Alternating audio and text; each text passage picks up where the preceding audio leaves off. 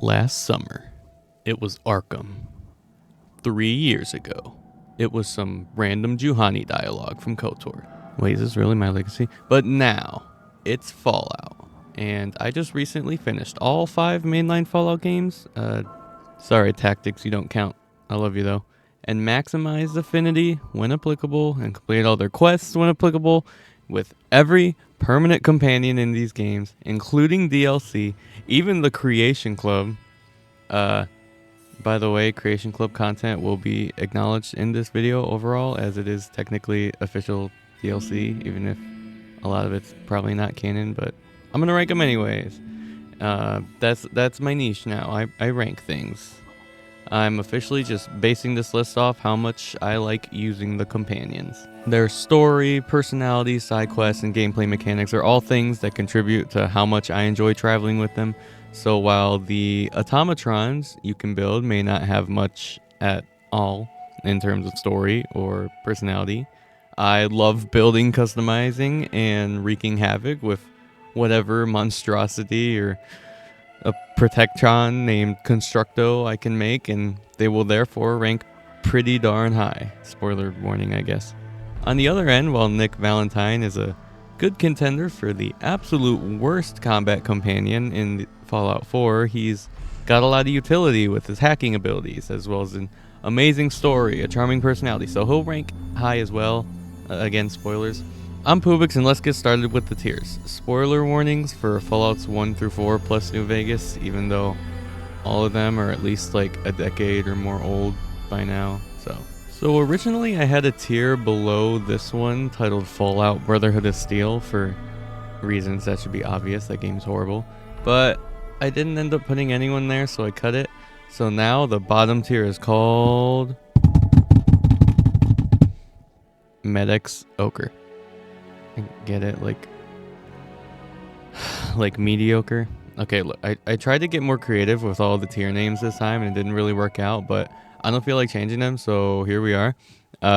So yeah, these companions are mediocre at best. They're just boring, very little redeeming qualities. They're not bad per se, they're just lame. The next tier is called Fallout 76, because just like that game, these companions are mid. Mildly entertaining, mildly interesting stories, and or a mild amount of good interactions. The next tier is Gould. Again, I'm sorry. They're good companions. They may not particularly stand out a ton or have the most complex story arcs, but they're at least likable or cool or comedic in some way, or have some sort of mildly interesting backstory or cool concept. The second best tier is Ghoultastic. Yeah, I know. These are great names, I know. These companions are great. They excel in at least one thing or another. I really like bringing them along. I just enjoy their character, their presence, or their gameplay more than the Gould ones in general. The best tier is Glowing One, because, you know, Ghoultastic, Glowing One. Okay. These are my favorite companions in the series. If I'm traveling to Wasteland and they're who I'm bringing with me, if I'm doing a new save file, then these are the ones whose affinity or side quests I'll be prioritizing. Whether it's how fun they are to be around, how fun they are to use in combat, or just how much I like them, these are the top of the list. So now, let's get started with the absolute worst, most boring companion in the Fallout series. I salute you, warrior. You walk among us, but apart from us. How may I aid you? Number 52. Star Paladin Cross, Fallout 3. I could not give less of a crap about Star Paladin Cross. So, okay. She's a super high-ranking member of the Brotherhood of Steel. She's an Elden Lion's Brotherhood at that. But that's it. She won't join you if you don't have good karma. She comes with power armor already, not the helmet though. She'll refuse to join you if you insult your father, claiming that she knows him better than you, so that's real nice. Yeah, there's just not really anything to talk about here. She's the most whatever companion I think I've had in a video game. All the other ones in Fallout 3 at least have something to them, but Cross is just she's just boring. There's just nothing. There's nothing. Nothing burger. Bland. Get out of here. Number 51, RoboDog, Fallout 2. There have been a good few cyborg dog companions in the Fallout series, but this is definitely the worst one. Zero personality, little story, just a basic name, RoboDog. He's given you by the GOAT, Dr. Henry, though, and he's still a cyborg dog, so that's cool. Cooler than Cross, at least.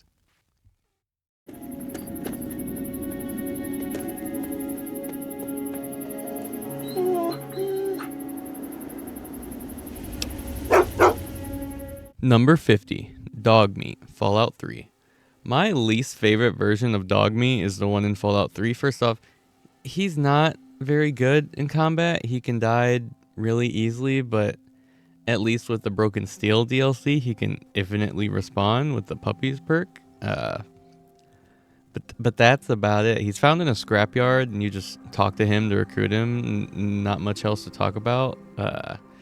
At least you can use him alongside a humanoid or robot companion, so he's not taking away a slot from an actually combat effective companion like Cross. Number 49, Katja, Fallout. Katja is a thief who lives in the boneyard. That's about it. She's not very good in combat, with her being a melee character with poor HP, very strange. She doesn't like dogs also, which is pretty lame. She'll constantly complain about dog meat. She's a very cynical person with a semi-interesting, if not extremely basic backstory. Companions are scarce in the first Fallout though, so any more that can accompany you is a welcome addition. Number 48, John Cassidy, Fallout 2. Most of the interesting parts of John's character are outside of the second game, given to us by his daughter, who we'll get to much later down in the list. She's in New Vegas. He's a barkeep in Vault City who just wants to get out exploring like he did when he was younger. So when the Chosen One offers them the opportunity to travel, of course he accepts. He is really, really good in combat, but unfortunately can't use like certain chems without immediately dying of a heart attack because he has a bad heart condition. There's not a whole lot more to say about him. He's a cool guy. He'll carry you in the early game with his shotgun, but his daughter is so much more interesting of a character. He's also a ghoul racist too, which that's not cool, man. My name's Clover. I hear you're the new man in my life. You're looking for a bodyguard, and I'm looking for a body. Sounds like we're going to have some fun times, lover. Number 47, Clover, Fallout 3. A brainwashed slave girl who is obsessed with whoever is currently owning her. There's really not a whole lot with her. She's a slave, and you purchase her. You need evil karma to be able to do so for obvious reasons, but it's a shame that good karma characters aren't able to set her free and maybe help cure her of her brainwashing. I don't know. In combat, she's not that good. She's probably the worst of the non-dog meat companions in the game, actually. She's also pretty annoying. Ready for the next mission, sir? Let's move out. Right behind you, sir. Number 46, X688, Fallout 4. Finishing up the Med-Xocre tier is X6, an Institute courser who joins you pretty deep into the game. It can actually be really easy to completely miss that it becomes a companion, even if you do unlock him as one. He's pretty good in combat, coming equipped with an Institute rifle and having much better aim, I'd say, than most of the other companions. He's definitely an underutilized character, though, in the grand scheme of things. I recommend Oxhorn's character profile on him if you're interested, but there's definitely more under the surface than just a mindless robot that looks human. There's There's just so much here that screams missed opportunity. Now we move up into the Fallout 76 tier. These companions are super mid, but at least they have something somewhat interesting going on with them. Number 45, Dogmeat, Fallout. Kicking off the 76 tier is the OG Dogmeat from the original Fallout. You find him in Junktown being a bad dog outside of someone's home, not letting them in. And to recruit him, all you have to do is either feed him some iguana on a stick or talk to him while wearing a leather jacket, because it's what his previous owner used to wear. He's really good in combat, but it's pretty hard to keep alive due to you not being able to command him or him being able to wear armor. I put him here instead of the bottom tier because he is the first Dogmeat in the series, so you gotta give him some respect there, even if there's not much else to him. Number 44, Davin, Fallout 2. There's actually 2 companions in the Fallout series that you can marry, and Davin is one of them. This strapping young lad can be met in Modoc, and if the player sleeps with them and goes along with it, gets married to him. The whole interaction and marriage cutscene is really funny, but Davin himself is kind of a blank sheet of paper. There's not much to write home about. He always talks about how much he loves you in his dialogue once he's recruited, and he's awful in combat. Still, though, his entire inclusion in the game is pretty funny. Number 43, Tycho, Fallout. Tycho is the third of the 4 companions in the original Fallout. He's a pretty chill guy. He can just be recruited by helping out Killian in Junktown. He wields a shotgun. He's devastating with it. He's probably the best combat companion in the game, with the only other competition being Dogmeat. Yeah, there's not a whole lot to him, but he's worth having a drink with and taking with you if you're ever playing the OG game. We're there. Grampy Bone say we might find Sis with you. Not just Grampy Bone, all tribe spirits. Grampy Bone just wiser and stronger than the rest. Let's ease on down. Number 42, Sulik, Fallout 2. Sulik is a tribal you can rescue from a debt in Klamath? I don't know. He has a funny voice, cool design, and interesting culture. He's unfortunately a victim of cut content, with a side plot about his missing sister having been scrapped before the game's release. Because of that, there's not much to him behind the surface. Add on that he's not great in combat, and you got yourself a mid-companion. Number 41, Miria, Fallout 2. Miria is Davin's sister and can also be slept with and married to, but it's a bit more difficult because it requires a lot more specific dialogue choices. She's a lot funnier of a character than her brother, and she comes with a lot more loot when recruited. Canonically, she is extremely beautiful. If you take her with you, you'll constantly hear it from NPCs. She's bad in combat, but loves knives for some weird reason. Yeah, I don't know what else to say. She's just kind of funny.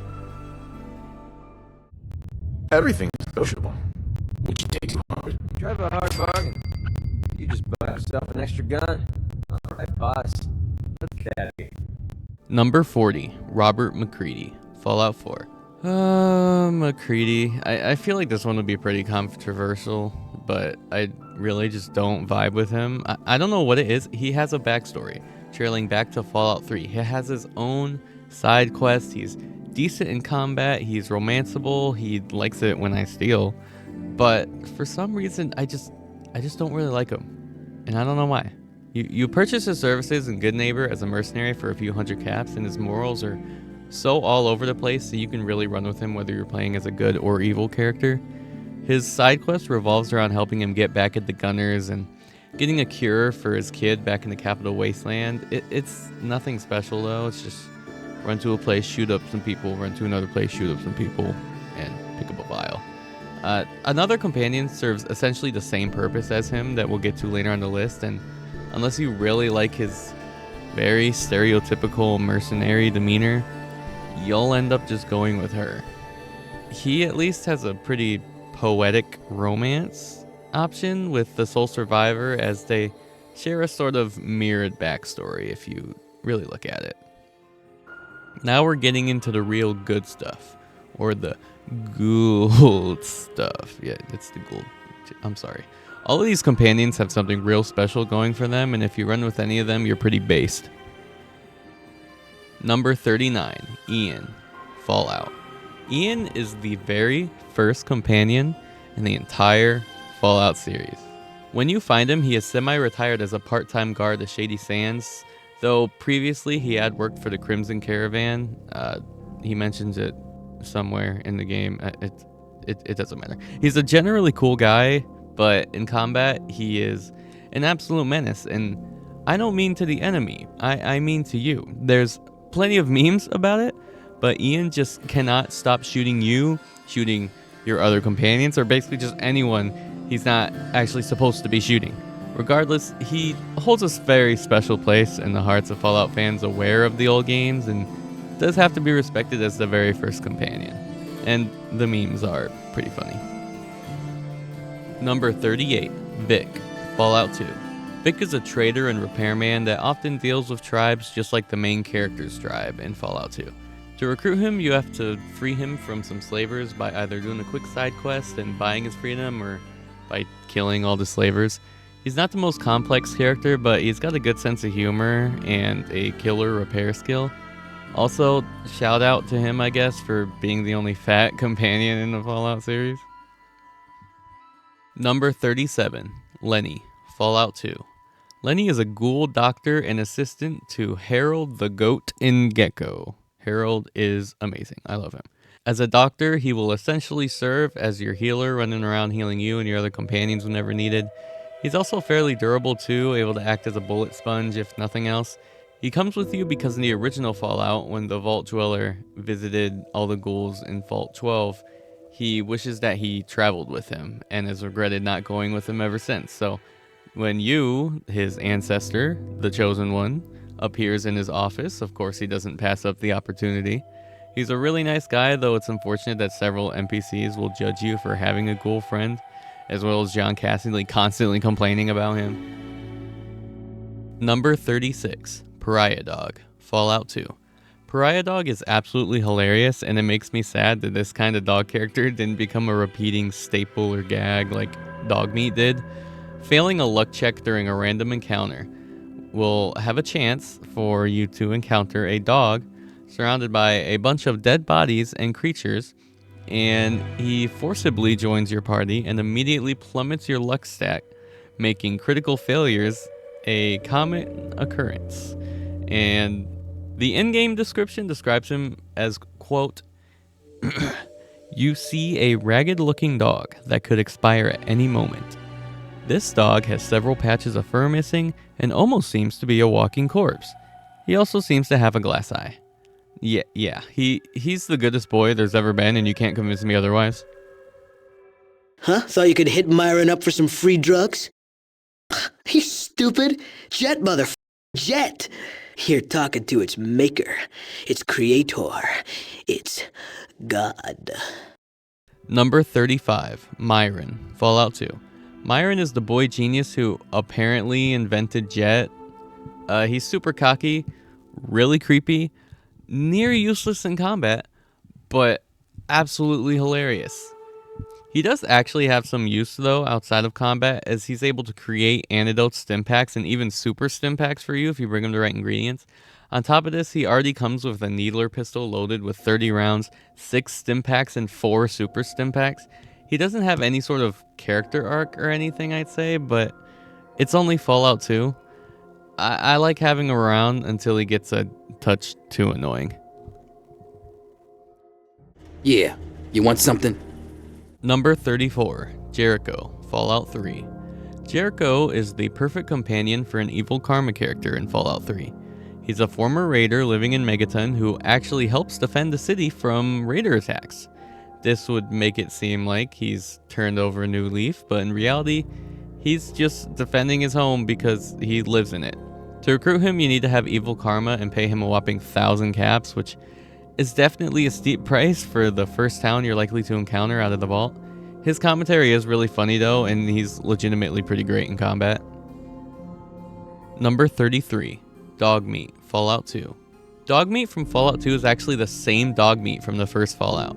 In an Easter egg random encounter location known as the Cafe of Broken Dreams, where a lot of characters and cut player characters can be found hanging out, if you talk to dog meat while wearing the Vault 13 suit, then he'll join your party, recognizing you as his rightful owner. Fallout 2 had some really crazy Easter egg stuff like this, but this is probably my favorite one. It feels nice to get to recruit the same dog meat from the previous game with the descendant of that Vault Dweller. It gives this sort of, I don't know, homecoming feel. Of course, this isn't canon though, considering that this dog meat did canonically die in the Mariposa military base, which makes picking him up at the cafe kind of feel like you're saving him from that cruel fate. Who the heck are you? I am a contingent vulnerable robotic infirmary engineer, or CVR IT. The human scientists call me Curie. Or more properly, they call me this when they were alive. Number 32, Curie, Fallout 4. Okay, people are going to get really upset at me over this one. Like, I like Curie, okay? She's Gould. That's why I put her in Gould. But I don't love Curie, okay? I think her story is cool. She's a very strong companion, but I'm just not that interested in her. I find her whole innocent fish out of water shtick more annoying than endearing, and her voice kind of gets on my nerves after traveling with her for a while. Again, her story is great, and I like these sort of hidden companions in Fallout, as it's really easy to completely miss out on recruiting her entirely, let alone turning her into a synth. I understand the appeal, it's just not for me. I prefer suave ghouls dressed as founding fathers, if you catch my drift. Plus, her romance just feels really weird. Number 31, Skynet, Fallout 2. Apart from the frustratingly obvious Terminator reference, Skynet is actually a pretty cool companion. He's a pre-war advanced AI created using alien technology that gains sentience after outliving the scientists who created him that needs your help to be put in a robo-brain body. His personality isn't anything special, as most of what's interesting about him is his backstory. If you lie to him at any point, he'll immediately try to kill you shortly after getting his robo-brain body. If you do give him a body and a good brain, he's an excellent companion who is great in combat. But unfortunately, even his bare claws count as weapons, so if you bring him somewhere like the NCR where you need to holster all your weapons, it'll be impossible to bring him around without you being shot at, and that's really the main big thing holding him back. Go find milk of human kindness with Strong. Yes, I'll honor my promise. Good. Strong travel with human. Human helps Strong find milk of human kindness. Strong learns secret of humans. Number 30, Strong, Fallout 4. I really like Strong, but he's definitely the weakest of the super mutant companions in Fallout. Every other super mutant companion in the Fallout series has been some sort of exception to the rule. They're either really intelligent or have some sort of special quirk to them, but Strong's personality and beliefs match that of your average super mutant. That doesn't mean that there's absolutely no depth to him, but so much of his story seems unfinished. You rescue him alongside Rex Goodman, a radio star obsessed with Shakespeare. Strong takes the classic milk of human kindness metaphor a bit too literally, believing it to be an actual drink that if he drinks it, he'll unlock the special abilities humans have that allow them to kill so many of his brothers. You never do get to help Strong realize that he's mistaken or find some sort of fake milk for him to drink, even if you max out his affinity and he swears to follow you as his true leader forever. In combat, he definitely does not disappoint though. He can only wear certain armor and use certain weapons, but nevertheless, he does have some of the funniest dialogue in the game, and it's cool that we finally get a traditional super mutant companion that won't judge me for cannibalizing. You purchased my contract from Azrakal, so I am no longer in his service. That is good to know. Please wait here. I must take care of something.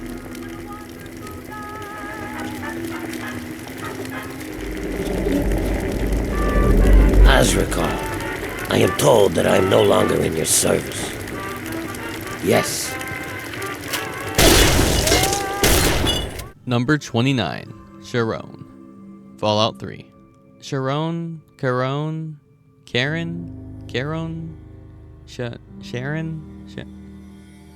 I don't know. This tall, handsome fellow is Sharon. This tall, handsome fellow is Sharon, a guard working for Azrael in his bar in Underworld. He doesn't say much, even when you do recruit him. Azrael describes him as someone who has been brainwashed earlier in his life, and that's the only backstory we get. Whoever wields his contract is essentially his owner, so if you buy it off of Azrael, Sharon will immediately go over and kill him as Azrael's evil, and Sharon is no longer obligated to serve him. Sharon is incredibly good in combat, straight up sniping enemies from super far away with a freaking shotgun.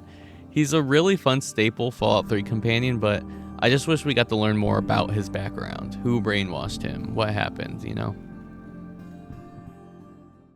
Salutations, Commander. Sergeant RL3, Gutsy Class Robotic Soldier reporting for duty. Number 28, Sergeant RL3, Fallout 3. One of my go-to companions from Fallout 3 is the Mr. Gutsy RL3. Recruiting him is pretty simple. You need to have neutral karma and purchase him for 500 to 1,000 caps, depending on your barter skill. He is a Mr. Gutsy, and that's it. He talks like one, he acts like one, and he fights like one. Good thing is, though, I really like Mr. Gutsies. I think they're funny. Also, I forgot to mention this with Sharon, but both him and RL3 can be used to activate Project Purity in the ending, making it so you nor Sarah Lyons needs to be sacrificed. He's good in combat and has absolutely insane HP, so if you have the caps and haven't gone too good or too evil, I would say give him a chance. I will follow and assist with your permission. Yeah, let's go, Ada. Number 27, Ada, Fallout 4. Ada comes as a companion with the Automatron DLC and is a really well-written character, I think. Her struggles with balancing her programming, the emotions that come with losing her friends, and want for revenge are all pretty interesting. It's just a shame that beyond the DLC story, which is really short, she doesn't offer much else. Her design as this mismatched bot of different model parts serve as a great introduction to the robot building mechanics in Automatron. Technically, you can customize her however you want. I usually make her a straight up Assaultron, but her base combat abilities with the parts she already has just make her decent. My biggest problem overall with the DLC companions in Fallout 4 is how little they're implemented into the base game content, giving you little reason to use them outside of their retrospective DLCs. Man, I don't know who you are, but your time is impeccable. Preston Garvey, coming with Minutemen. Number 26, Preston Garvey, Fallout 4. Oh boy, Preston Garvey. The Minutemen are definitely a missed opportunity in Fallout 4. Don't get me wrong, I love their aesthetic, I like what they stand for, their backstory in the Commonwealth, but story-wise, in-game, they are severely lacking. The story of the Minutemen is essentially the settlement system, which is pretty frustrating. Preston specifically, though, is definitely the most fleshed out character in the faction, not that there's many others to compete with. I could name maybe 2 more Minutemen off the top of my head. No, wait. No, Sturgis doesn't count. Yeah, I guess just one other. A lot of people don't like his expressionless dialogue delivery, but there's actually a story reason for this. The guy is severely depressed, suicidal even when you meet him. I've been thinking back lately on how things were for me when we first met. It was the lowest point in my life. I mean, all my closest friends were dead. Everything I believed in had to be a lie. I'd failed everyone who ever relied on me. I'd left things conquered, and we had no hope of getting out alive. The thing is, that was actually okay with me. I was ready to die. It was what I felt I deserved. It was what I wanted. Through rescuing him and restoring the Minutemen to their former glory, you can see him grow more outgoing and confident as a public protector. As annoying as people say he is with the constantly giving out of Radiant quests, the memes of Preston are great. Gameplay-wise, at least for me, he sucks. The laser musket takes way too long to charge up for how inaccurate he is. And I've read that for a lot of people, he is really effective, so maybe it's just a me thing. Also, if you romance him, he constantly calls you babe, and I think that's funny. I'll see you back at home.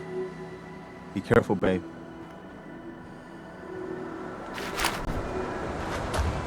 Number 25, Sentinel Power Armor, Fallout 4. The one and only Creation Club original companion is the AI Sentinel Power Armor. This thing is absolutely insane, like near game-breaking powerful. Why do you ask? Because it can be used alongside your normal companion. So you can run a normal companion like Preston or Dance or a robot alongside this absolute unit.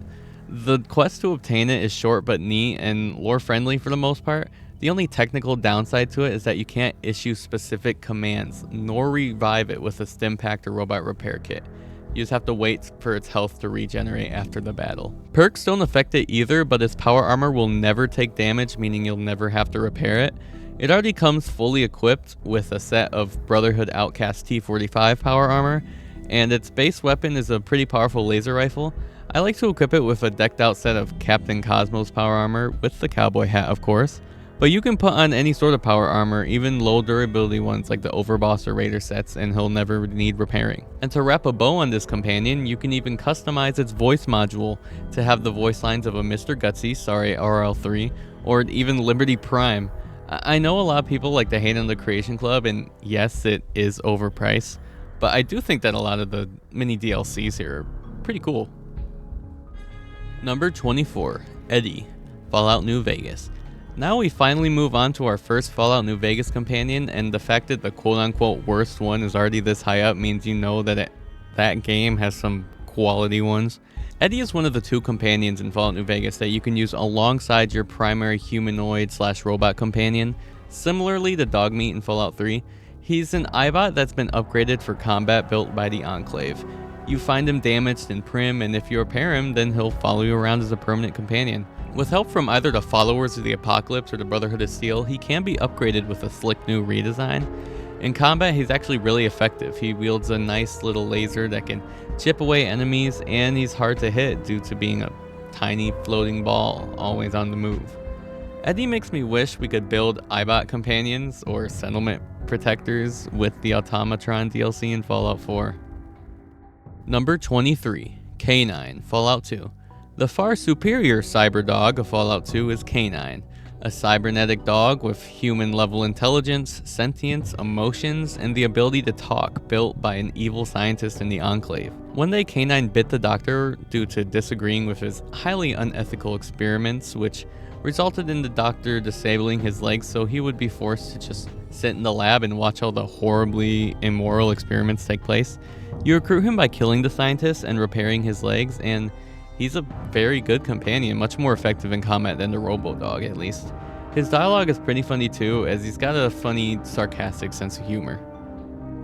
Now we move into the really good companions, the Ghoultastic tier. There are 0 ghouls in this tier. I've always had such admiration for you and your family, ever since the day my visual sensors were first switched on. You and the missus, so good with young Sean, and so trusting of me to look after such a newborn bundle of joy. It just warms my nuclear core. Number 22, Codsworth, Fallout 4. Codsworth, for all intents and purposes, is your average Mr. Handy robot, or else he was. He's actually the first companion you meet in Fallout 4, as he's been with you, the sole survivor, since before the war. Over 200 plus years, he's been valiantly taking care of the family household, just waiting and hoping for his family to come back. And over the course of those centuries, he's developed his own complex personality, filled to the brim with his own morals and emotions. He's very sweet, very funny, serving as a powerful early game companion as well to boot. The biggest downside is his lack of dialogue with the player character. I believe he only has 2 affinity conversations. Compare that to someone like Nick Valentine, who has 4 plus a side quest.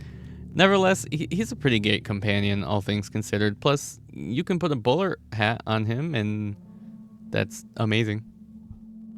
Number 21, Rex, Fallout New Vegas. The second best dog companion in the Fallout series, and the best cyber dog, is Rex from New Vegas. You can recruit him from the leader of the Kings in Freeside if you agree to help cure him of his chronic headaches. With the help of the GOAT, Dr. Henry, you can get him a new brain, which depending on which one you get will either increase his strength, speed, or durability. His origin traces all the way back to pre-war, making him one of the oldest non-Gould characters in the series. He was originally a police dog that was cybernetically enhanced into a cyber dog, and eventually even being a Caesar's Legion hound for a bit. He's a really cool companion with a fascinating history, and while he may not be as good as Eddie in combat, he still won't disappoint. Number 20, Gorus, Fallout 2. Gorus stands as the one and only Deathclaw companion in the Fallout series. Though he is smaller than the average one, being only a few months old, at first you're led to believe that he's actually a human, as he never directly states that he's one, even when you recruit him. This fact is only revealed once you take him into combat, as he removes his cloak in a dramatic fashion, revealing his Deathclaw form before fighting. He lives in Vault 13 alongside other talking Deathclaws created by the Enclave, and aside from likely the leader, is the smartest, being basically a scholar. In battle, he is absolutely amazing, being a literal Deathclaw and all. All you have to do is sit back and watch your super intelligent new Deathclaw friend tear up anything in your way, and you'll get through basically any fight. Overall, Gorus is just a really cool character, and I'd love to see him return, just like a certain super mutant companion does in Fallout New Vegas. Well, welcome then. I'm Veronica. I live in a hole in the ground. Number 19, Veronica, Fallout New Vegas. Veronica is an amazing companion, and the fact that she's only number 20 goes to show how great the rest of the ones on this list will be. She has an incredibly interesting backstory and complicated internal conflict that I highly recommend you just play New Vegas and explore for yourself. Long story short, she's a gifted Brotherhood of Steel scribe who fell in love with another woman, but because the Brotherhood was low on numbers and needed to procreate, her lover was kicked out of the Brotherhood. Well, kinda, it's complicated. She has a great sense of humor and uses both comedy and personal womanly goals, like wanting to wear a dress, as a coping mechanism for the trauma she's been through.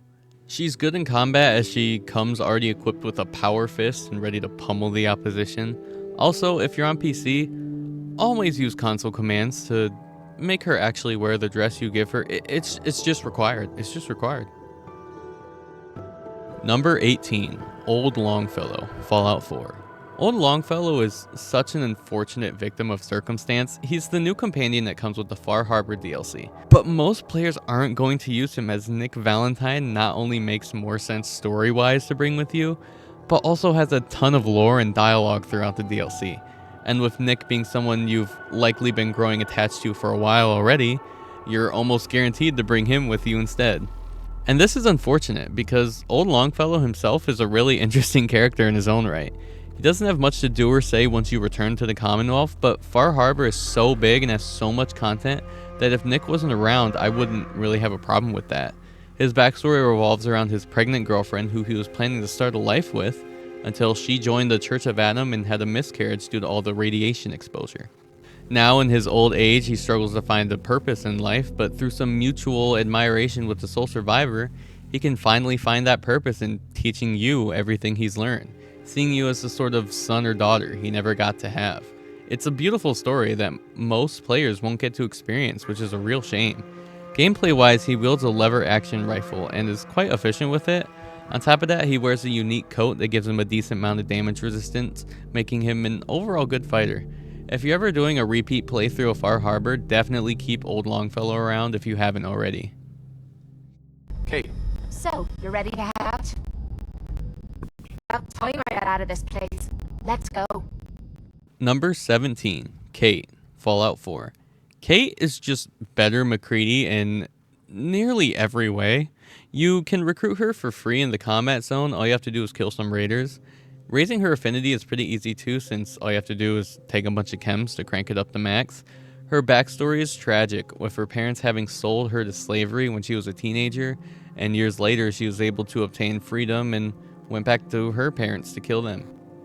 Wait, this is just Cal Nord's backstory. After traveling with her for a while, she eventually pours her heart out to you about her longtime struggle with psycho addiction and pleads for you to help her get her hands on an experimental cure in Vault 95. The side quest is pretty fun, with an interesting location being another vault with a twisted Vault-Tec experiment.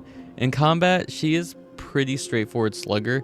She comes with a baseball bat and a double barrel shotgun, which the latter you should immediately take away because she's best as a melee character. Just give her the biggest, baddest swatter or other melee weapon you have and she won't disappoint. I don't remember enough to tell you everything about my former self. My metamorphosis destroyed a good deal of my long-term memory. However, I can recall being in this place when it wasn't the macabre laboratory it has become. Number 16, Fox, Fallout 3. Fox is a very endearing character and is likely the most complex companion in Fallout 3. He's one of the original residents of Vault 87, where you find him being held in captivity due to being outcasted by the other super mutants because of his retained intelligence. He's a genuinely kind-hearted person that will only join you if you have good karma, and even if you don't, he still sees you as a friend and someone to respect due to everything you've done for him. His primary struggle is his inability to remember his past life as a human, something that torments the poor guy. He also has this interesting quirk of preferring to be referred to as a metahuman instead of a super mutant, as he deems the latter term mutant as degrading. He is an absolute monster in combat, wielding a Gatling laser that tears apart all kinds of enemies. Fox is a character who I'd love to see more of in a future Fallout game in a way similar to how Marcus returned in New Vegas. You want into Diamond City, right? I just got here, but yeah.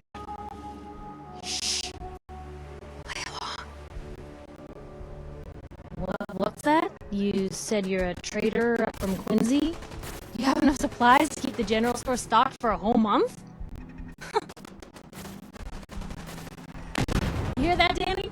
You gonna open the gate and let us in? Or are you gonna be the one talking to crazy Myrna about losing out on all the supply? Number 15, Piper Wright, Fallout 4. Oh, Piper, you either love her or you hate her. I personally really like her. She's one of the genuinely funnier characters while also having a soft but endearing side as well. Her backstory as to why she becomes a journalist is genius, and her implementation into the game with her articles and interview with the sole survivor are really cool. She had my favorite romance in the game, with it feeling the most real. Gameplay wise, she doesn't have much, only wielding a 10mm pistol, which, don't get me wrong, 10mm pistols are pretty amazing in Fallout 4, but this one can't be upgraded. There's not really much else to say about Piper that you can't figure out just by being around her for a little while. She has a little sister named Nat that she looks after, and the name of her newspaper is The Public Occurrences, and she has a snazzy journalist outfit. My only complaint is I wish she had another side quest aside from her interview, maybe one involving the guy who killed her father since he was exiled and could still be out there. I don't know, I'm just spitballing here. Yeah. Working on your own, you're a lot less effective. I've been there and paid for it. But this isn't gonna end well. Fine. Let's get out of here. Number 14, Craig Boone, Fallout New Vegas. Boone has one of the best backstories in the Fallout series, period. He's constantly living with the guilt he's been carrying following an accidental attack on a tribe of Great Khan civilians. Add on top the fact that he felt forced to kill his own pregnant wife so she wouldn't be sold into slavery. The only emotion he feels anymore is hate for those who've wronged him, especially Caesar's Legion. This is all great, and he even has an interesting side quest revolving around him either further embracing his bloodlust or repenting for his sins. It's too bad that he's just not very fun to travel around with. I much prefer the wittiness of Arcade or Veronica, or the unique charm of Lily and Raoul. Boone has a deep, monotone way of speaking, and his comments are never anything very interesting outside of those specifically relating to his past. In combat, though, he is very good, being able to snipe enemies far away before you even knew they were there. Boone is an extremely interesting character that is definitely worth completing his personal quest if you can, if nothing else. Drinking to forget, and it's only getting me mad instead. Whiskey always gets my temper up, now more than ever. Drinking used to cause all sorts of trouble back west. Before I punched enough people, that is. And they learned to lay low when the whiskey hit. Number 13, Rose of Sharon Cassidy, Fallout New Vegas. Remember John Cassidy way down on the list from Fallout 2? No, you already clicked off the video? Okay. This is his significantly more interesting daughter, Rose of Sharon Cassidy, or just Cass for short. Her story revolves around her family's caravan company and how it was destroyed by the Crimson Caravan Company. With your help, she can, similarly to Boone, give in to her vengeance side or calm her heart by either helping her murder those who've wronged her or turning them into the NCR with evidence the lawful way. Either way, she has a really cool character arc, and her sarcastic personality makes her fun to be around. In combat, however, I found her to be less than great, getting knocked out constantly in nearly every fight. Nevertheless, she is an interesting person who is definitely a much better companion than her father was. Yeah, you'd be perfect for my gang. You're in. Tunnel snakes rule. Number 12, Butch Deloria, Fallout 3. And the greatest companion in Fallout 3 in the leader of the Tunnel Snakes himself, Butch Deloria. Butch is someone who the Lone Wanderer has grown up with in Vault 101, though not exactly as friends. Even when they were kids, Butch was trouble. But when you see what his home like is life, it's hard to blame him. He's never met his father despite living in such a close-knit community like a vault, and his mother is a depressed alcoholic. When you're escaping the vault, you can help him rescue his mother from some rad roaches, in which he'll do his best to make up for all the crap he's put you through, and even gives you his prized Tunnel Snake's jacket. Later on, during trouble on the home front, you meet him again and he's a lot warmer acting towards you.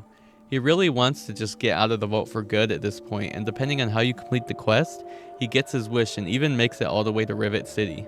Most companions cost caps in Fallout 3, but luckily Butch is free, however with a neutral karma requirement. His personality is very similar to that of a classic greaser, and he can even style your character's hair at any time for free since he was a hairdresser in the vault. In combat, he's surprisingly good, despite just wielding a 10mm pistol and a personalized switchblade.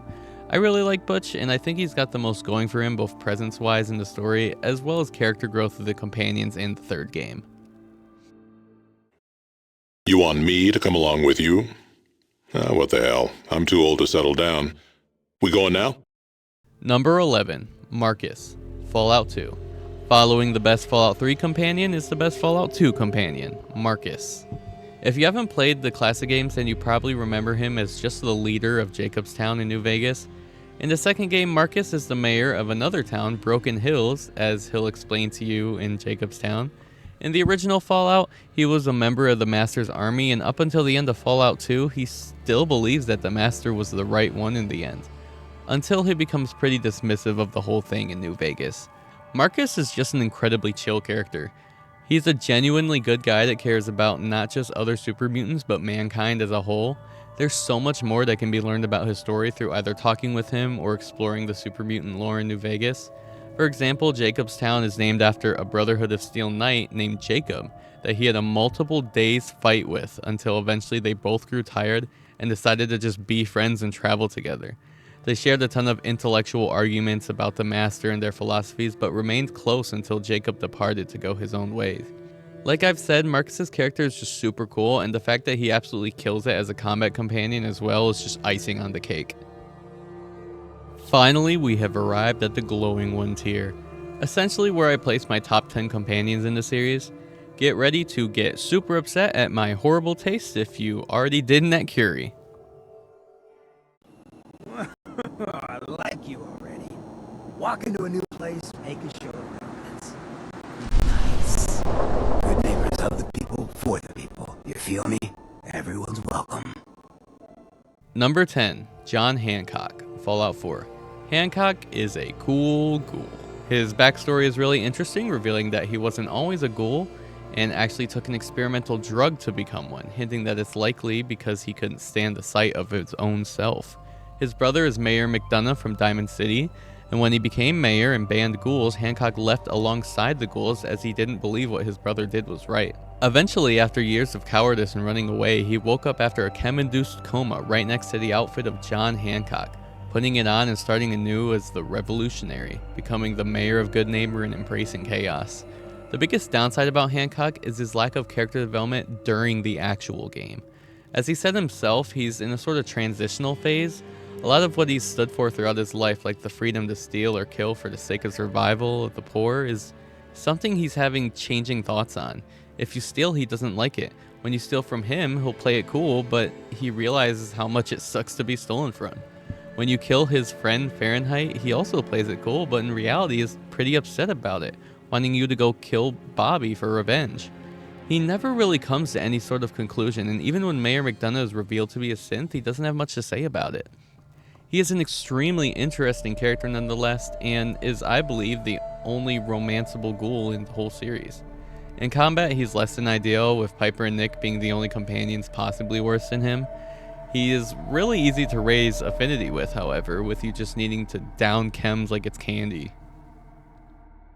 Don't know about you, but I had this shit figured out early. Grew up in your average crap-hole settlement with parents that meant well, but they were pushovers. Watched them get smacked around by raider gangs for years, handing over whatever they had to keep their lives.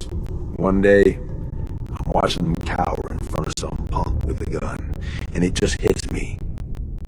I ain't gonna end up like this, I says to myself. So I bail. I'm what, 12 years old? Didn't matter. I'd seen enough of the world to know how shit works. Number 9, Porter Gage, Fallout 4. Porter Gage is probably the most interesting raider in the Wasteland, way more interesting than Jericho anyways. He's the companion that comes with the Nuka World DLC and is super cool. His backstory as to how he became a raider makes a lot of sense, and he has used his naturally gifted intelligence to climb up the Wasteland's food chain to have anything he'd ever want while still avoiding being a target. Like I've said, he's really smart for a raider. When you take over the gangs in Nuka World, you're technically in charge, but Gage is really the one calling the shots. He's a complete snake, betraying anyone he believes is leading the gangs into a downward spiral, but at the same time, he's a surprisingly genuine person with an unapologetic worldview. He unfortunately doesn't have a lot to do or say in the base game story, but so much of the Nuka World DLC involves spreading your raider empire throughout the Commonwealth settlements, and when you do it, you're doing yourself a disservice by not taking him. He's super good in the fight, coming equipped with a pretty strong armor off the bat and a very powerful handmade rifle. He's also the only DLC companion that can be romanced, so there's a great option for those doing an evil character playthrough. The biggest downside of Gage is the fact that if you ever turn on any of the Nuka World raiders or accept the quest open season, he's no longer able to be your companion, and honestly a huge chunk of players are going to end up doing this. His affinity perk is really good though, and he's easy to gain affinity with, just steal. So even if you're doing a good guy playthrough, it's worth it to explore all he has to offer. Number 8, Automatron, Fallout 4. Before you say it, yes, I'm aware that Codsworth, Curie, and Ada can all be turned into whatever robot monstrosities you want, and you don't actually have to build an Automatron. But Curie is going to go synth anyways. If you change Codsworth, then he can't put on the bowler hat, and that's sad, and I just can't see Ada's personality fitting anything other than the weird Assaultron hybrid she already is. With that being said, I love the Automatron DLC. Well, I love the robot workbench anyways. Want to make a protection? Done. Construction protection. Name Constructo. Easy. Robo-brain killing machine. Obviously. Literal nuclear bomb throwing, machine gun shooting, weaponry having, mobile tank of mass destruction. Well, it's going to be pretty expensive, but yes. The Automatrons are my go-to companions in Fallout 4, especially when I've already maxed out the affinity of my other companions. There's not really much else to say about the Automatrons other than they're so much fun. On my main character, I have a vast collection of robots of different models and themes, and I'm always making more. They can be as horrible or amazing in combat, just depending on what you build. There's not really an optimal build for the Automatrons, as there's a workbench for you to essentially customize your companions on what you want them to do. They can hack, pick locks, enhance stealth, or like Sentry here, be what should be a war crime. The only downsides would, I guess, be the lack of robot voices like Mr. Gutsy or the Protectron, and maybe some more paint jobs that are on the NPC robots in the game, and the Mr. Frothy sprayers too. But really, that's it. Build whatever crazy mess of a machine you want and go wreak havoc on the Commonwealth. Number 7, Dogmeat, Fallout 4. Dogmeat in Fallout 4 is the best he's ever been. Recruiting the German Shepherd is simple. Just talk to him at Red Rocket Truck Stop by Sanctuary and he joins your party as what is likely your first companion. Dogmeat can be given different things to wear, which unfortunately don't affect his stats, but are still must-dos if traveling with him. Dogmeat actually doesn't count as a companion according to the perks menu, as you can take full advantage of the Lone Wanderer perk as well as the attack perk at the same time to full effect, making running Dogmeat arguably the most optimal companion setup in the game. Pair him alongside the AI Sentinel Power Armor, who also isn't accounted for in perks, and you have yourself a small but pretty unbeatable squad. Dogmeat can not just wear armor, but also, with the Creation Club, can be changed into all sorts of colors, and for the lower friendly crowd out there, there's a deceased version that makes him look more like the other roughed up dogs in the Wasteland, while still remaining his German Shepherd appearance. You can even change him to different dog breeds depending on what breeds you've installed from the Creation Club. For example, in my game, I have both the Golden Retriever and Shiba Inu ones. In combat, he essentially just runs up to enemies and either does some damage or holds them in place, which makes hitting them in VATS easier. It doesn't sound like a lot when I say it like that, but you do really feel Dogmeat's impact in battle. Fallout 4 is peak Dogmeat, and you cannot change my mind.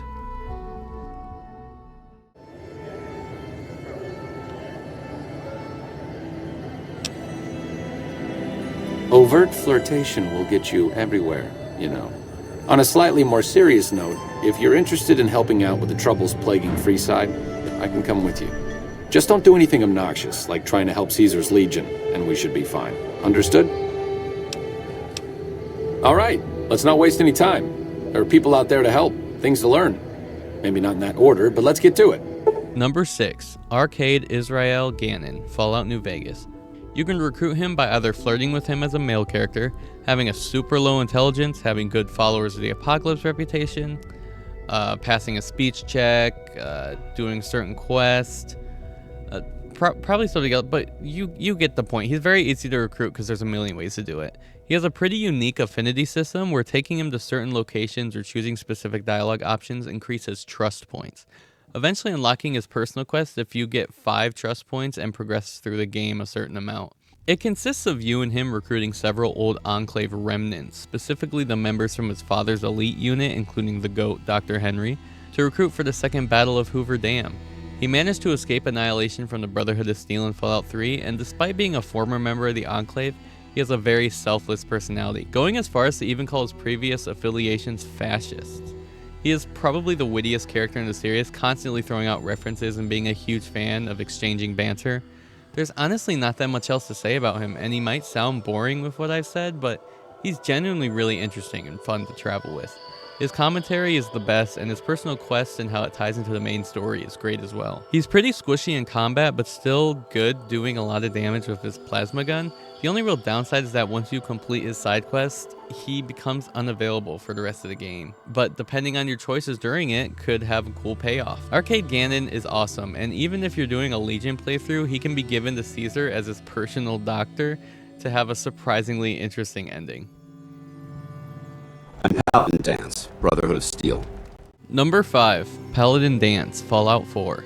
Paladin Dance is an absolute beast. Combat-wise, he does everything the Sentinel AI does, but better because he can be issued specific commands and revived with stim packs. His power armor never breaks, he comes equipped with an awesome laser rifle, and his AI actually knows how to hit his targets. Aside from his gameplay though, he's an incredible character.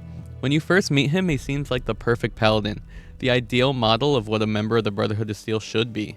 He is selfless while also wholeheartedly believing in everything that the Brotherhood stands for. Most of the organization admires him, and you'll hear members sing his praises. The Brotherhood hates the Institute, so Dan hates the Institute. The Brotherhood eliminates all sins, so Dance eliminates all sins. Until it is revealed that Dance has actually been a synth the whole time. His entire worldview changes. Is he alive? Does he deserve to die? Was he wrong about synths or even the Brotherhood all his life? When the info that he's a synth is leaked, you're sent to go execute him as he's now a Brotherhood enemy number 1. It's up to you to convince him of his humanity despite what his machine parts may say, and Elder Maxon to allow him to continue living in the first place. Dance is someone with seemingly little substance on the surface, kind of like Star Paladin Cross, but unlike Cross is actually revealed to have a lot of depth and development. Combine that with his exceptional combat abilities and the fact that he's romanceable, and you have what's nearly a perfect companion. Name's Raul Alfonso Tejada. I'm the mechanic around here. Number 4. Raul Tejada, Fallout New Vegas. Trejo's Donuts. Danny Trejo. Tacos. Arcade may technically be a bit wittier, but Raul is still, I think, the funniest. He just has that deadpan, sarcastic sense of humor that I adore. His backstory has a lot to it, so much that if I went into it in depth in this video, it would be about 20 minutes longer than it already is. So the short version is he's a mechanic who lived on a ranch with his family. They moved to New Mexico after the bombs dropped, became a super cool revolver-wielding agent of vengeance for a bit after some raiders killed his sister, until he became ashamed and switched back to being a mechanic. That's just the Cliff Notes version, as the story from his own mouth is much longer and more in-depth, but really cool. His personal quests definitely could use some work, but his character arc is great. It involves you interacting with certain elderly people throughout the Mojave, or proving themselves to be useful despite their old age. Raul is kinda down due to feeling a bit useless in his old age, but through seeing these other old heads still doing what they can to help out those they care about, gives Raul the inspiration to do the same by either going back to his gunslinger ways or doubling down on his mechanical skills. Either way, he is still a very strong companion that is an absolute menace with his revolver. He's a little weak if the enemy gets too close to him, but his aim and damage are so good that that's rarely going to happen. Raul is one of, if not my favorite ghoul in the series, and certainly deserves to be in the top 5 in my book. This was selfish, Nick. You had us kill a man just so you can find some closure. No. No, killing Winter was never gonna bring me closure. Because I was Nick Valentine.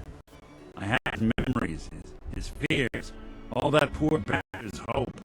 I remember getting the call to head some lab in Cambridge to get the neurotrans whatever. And the next thing I know, I'm trashy. My family, my home, my entire life gone. Then I discover all those things that they weren't even mine. Everything I ever was belonged to Nick.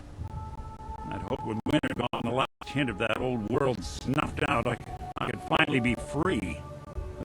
Here with you, what I finally realized after all this time was that taking down Winter wasn't about Nick or Jenny or even you or me.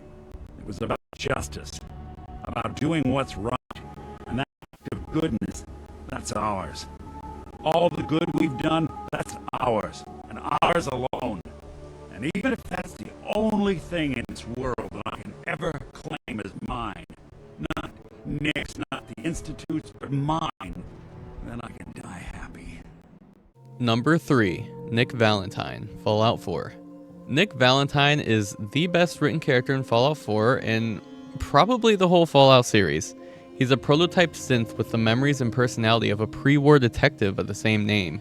It's clear that the developers knew that they struck gold with this guy, as he plays a big part in both the game's story and narrative, and even stealing the spotlight from old Longfellow in Far Harbor, for good or bad. His personality is great, his clothes are fashionable, his voice acting is superb, and he can hack any terminal, giving him good utility. And is one of the few Fallout 4 companions with an actual personal quest, which also has an incredible payoff, by the way. His character arc revolves around him struggling with his memories of the old Nick, not really being his, having this sort of identity crisis where he's grateful he was given the mind and heart of a genuinely good person, but resents the position he's in all the same, as he struggles to find something that he can really call his own and not the own Nick's. It's really compelling stuff that wraps up beautifully in a crime case you do, where you hunt down the man responsible for killing the old Nick's fiancée, who's now a ghoul. It's an act of justice that the synth Nick can finally call his own, an act of good done of his own fruition that the old one was incapable of doing before the bombs dropped. Nick Valentine may be an absolutely horrible fighter, but he is an amazing companion. I grew up in Vault 17. I never even saw the sun until I was 75 years old. That was when super mutants raided the vault and carried a lot of us off. Yes, Leo, I'm getting to that part.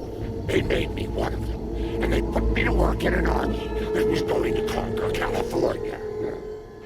Lily Bowen, Fallout New Vegas. My number 2 pick for the best Fallout companions in the series is the super mutant Nightkin Lily from New Vegas.